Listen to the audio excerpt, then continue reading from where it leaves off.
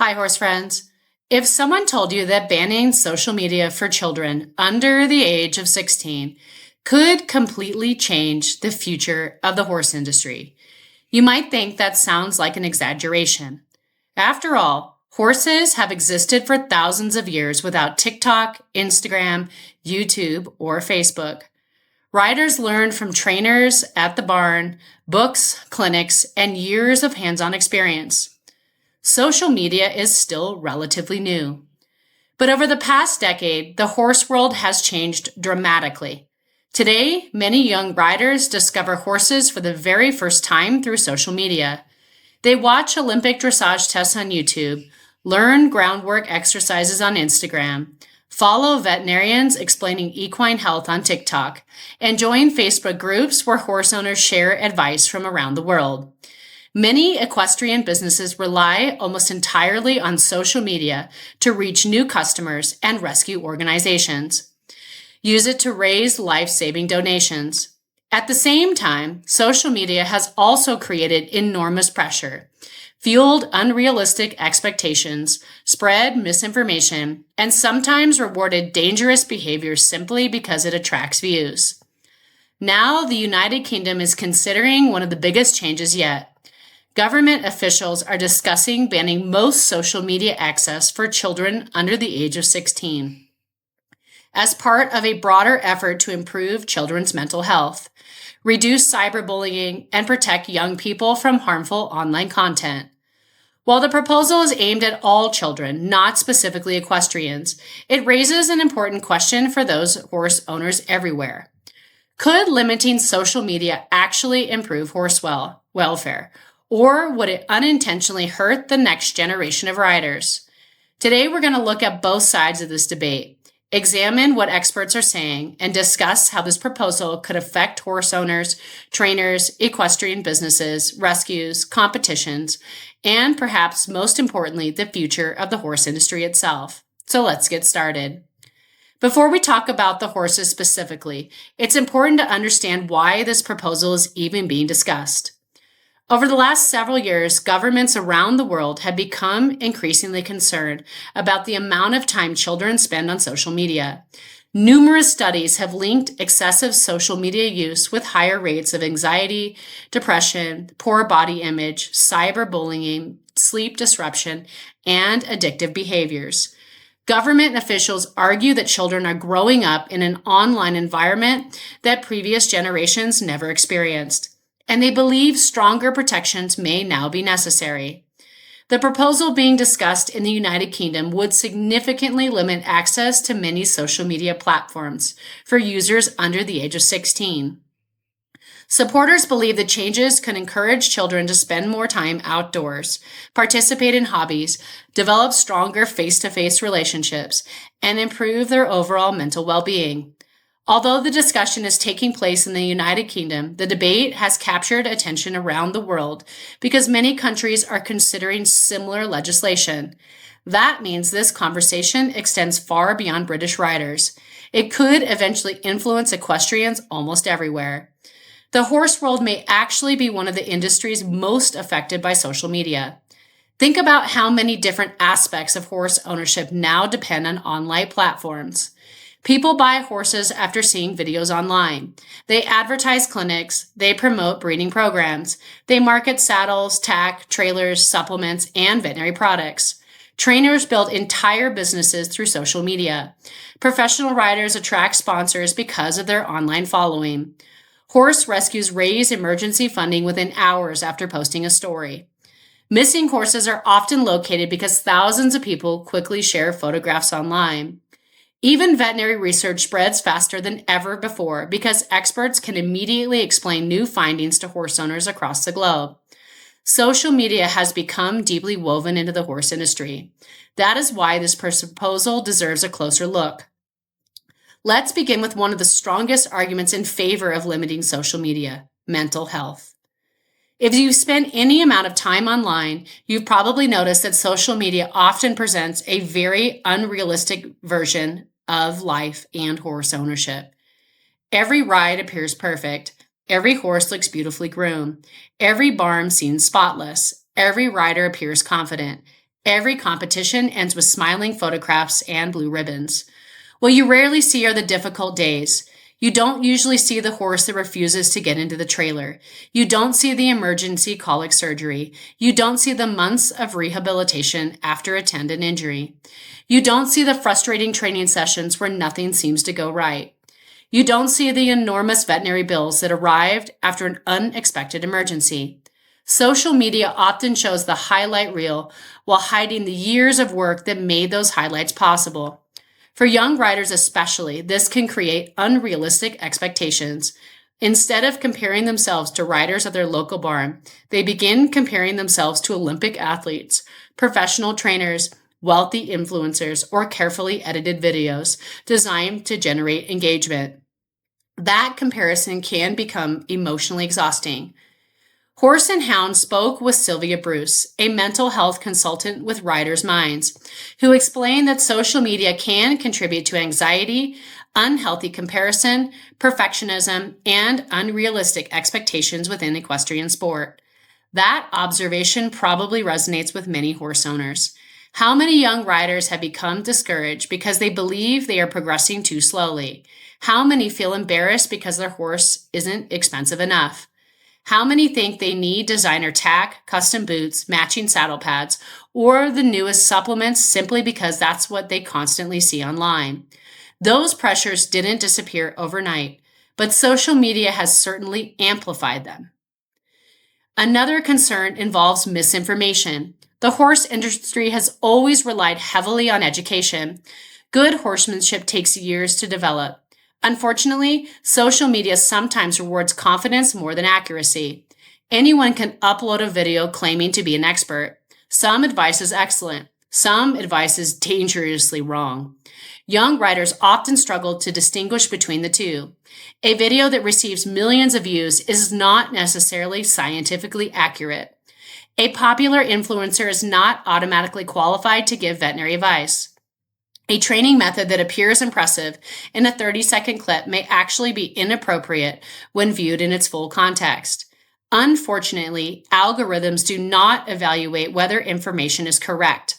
They reward content that captures attention, that creates an environment where sensational claims can spread much faster than careful, evidence-based education.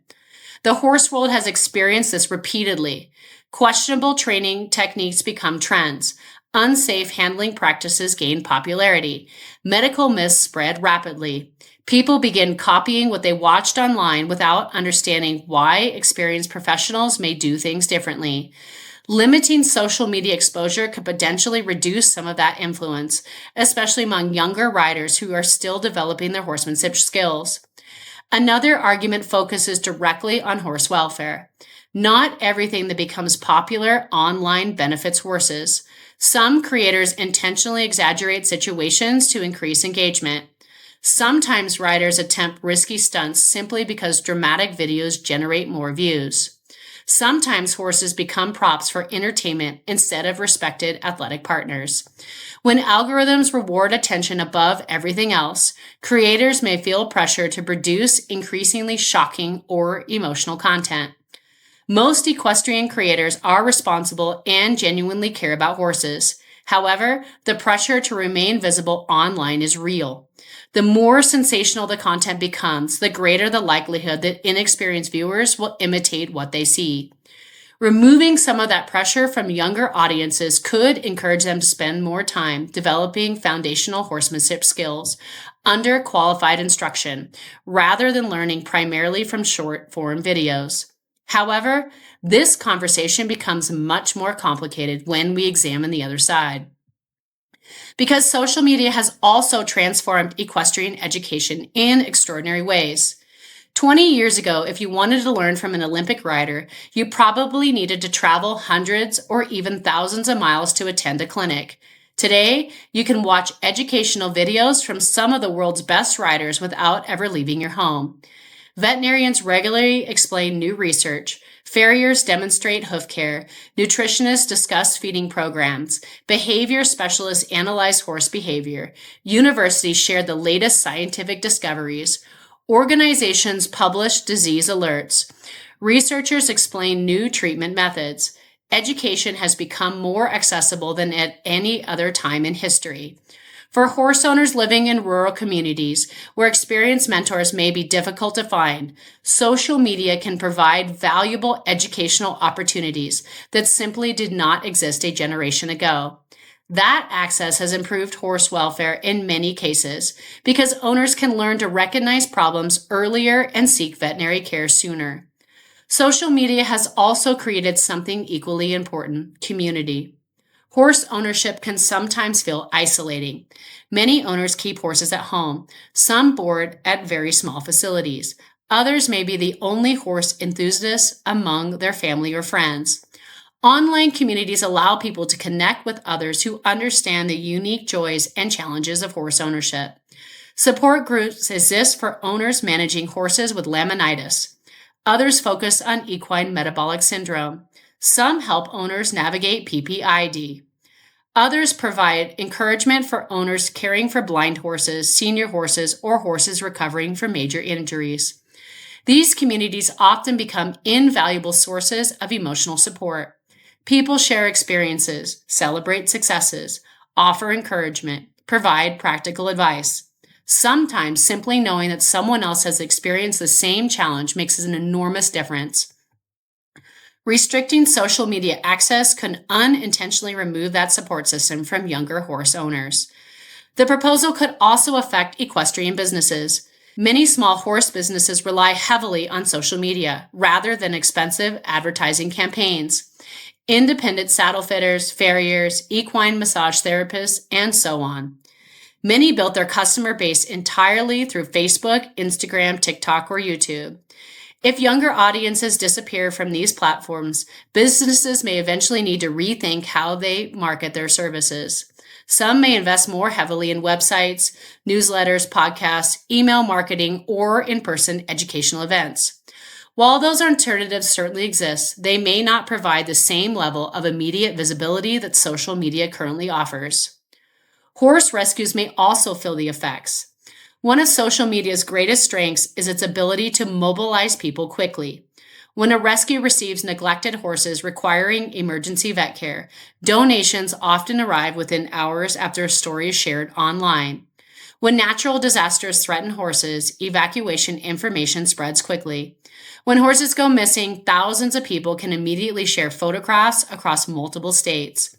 These capabilities have undoubtedly saved lives. Although adults will still retain access under the proposed policy, younger volunteers often play an active role in sharing rescue stories or organizing fundraising efforts and increasing public awareness. Their absence could reduce the reach of some campaigns.